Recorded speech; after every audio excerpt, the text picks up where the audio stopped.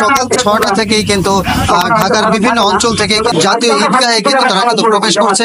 আমরা জানি সকাল ৮:৩০টায় কিন্তু পবিত্র ঈদ উল ফিতরের জামাত অনুষ্ঠিত হবার কথা রয়েছে। ইতিমধ্যে কিন্তু ৭টায় কিন্তু বাইতুল মুকাররমে কিন্তু প্রথম জামাত অনুষ্ঠিত হওয়ার পরেও কিন্তু এখানে জাতীয় ঈদগাহে মানুষের ঢল কিন্তু নেমেই চলেছে।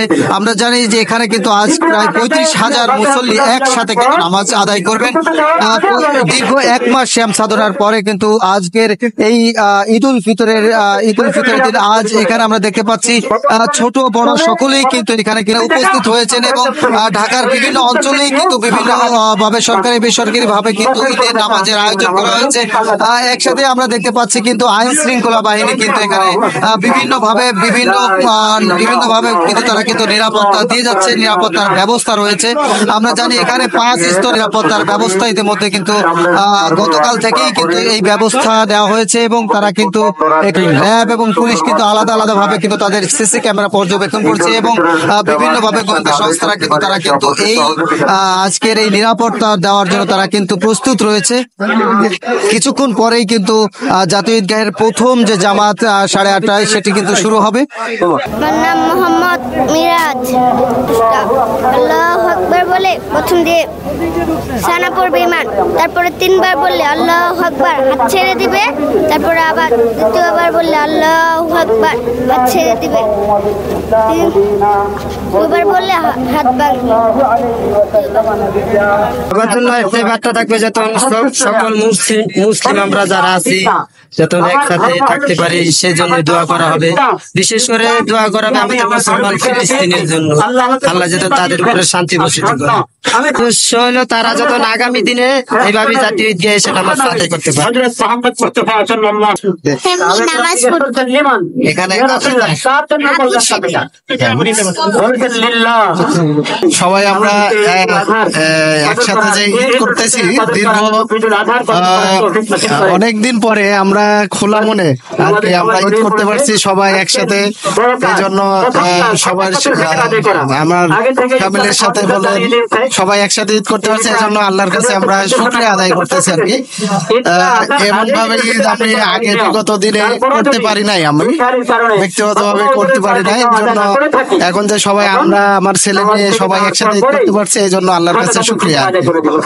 আমি যতটুকু জানি বড় জামাত হলে নাকি খুব মানে আল্লাহর কাছে সওয়াব পাওয়া যায়, পাওয়া যায়। এই জন্য আর কি আমরা চেষ্টা করি যে একটু বড় জামাতে নামাজ পড়ে দীর্ঘ ইয়েতে মানে লাইনে দাঁড়িয়ে থাকলেও মানে খুব খুশি আমরা। এই যে আল্লাহর কাছে আমরা খুব আনন্দিত, যে শুকরিয়া আল্লাহর কাছে আর কি। আল্লাহু আকবার, আল্লাহু আকবার। اهدنا الصراط المستقيم صراط الذين أنعمت سمع الله لمن ربنا لك الحمد الله أكبر الله أكبر السلام عليكم ورحمة الله السلام عليكم ورحمة الله السلام عليكم ورحمة الله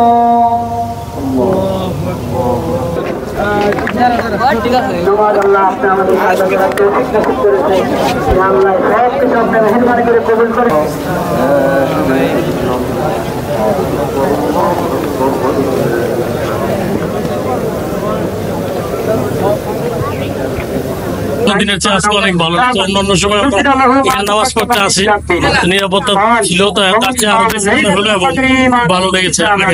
আমরা পুরো ১ মাস আলহামদুলিল্লাহ ঈদের নামাজ আদায় করতে পেরেছি। আল্লাহ তাআলার কাছে সকলের জন্য দোয়া কামনা করছি। অনেক ভালো লাগছে এইবার ঈদের মতো আলহামদুলিল্লাহ। আমি মানে সবচেয়ে আমার বয়সে সবচেয়ে বেস্ট ঈদ করলাম। সত্যি খুব ভালো। যারাই আসবে তারা যদি এই জিনিসটা চিন্তা করে যে মানুষ কি চায়, মানুষ চায় যানজট মুক্ত, মানুষ চায় সন্ত্রাস মুক্ত, মানুষ চায় দ্রব্যমূল্য মুক্ত। যদি এইগুলো চিন্তা ভাবনা করে কোনো সরকার গঠন করে অবশ্যই সাধারণ জনগণ আমরা যারা আছি আমরা অবশ্যই সমর্থন করবো। আমি ডক্টর ইউনূস স্যারের জন্য অবশ্যই মন থেকে দোয়া করি। উনি যে জিনিস দেখা গেল যে ভারতে ছাড়া আমরা চলতে পারি, এই জিনিসটা যাতে নেক্সট কোন সরকার একটা চিন্তা করে আমরা ভারত ছাড়া চলতে পারি। আজকে পেঁয়াজ কেজি কত? 30 টাকা কেজি। আমাদের নতুন মধ্যবিত্ত ফ্যামিলি, লাখ লাখ শুকরিয়া। অনেকদিন পরে ঈদ নামাজ পড়লাম, এতদিন আমরা যাইতে পারি নাই নামাজ পড়তে ঝামেলায়। আমরা এই অনেক বছর পরে আজকে ঈদগার মাঠের নামাজ পড়লাম।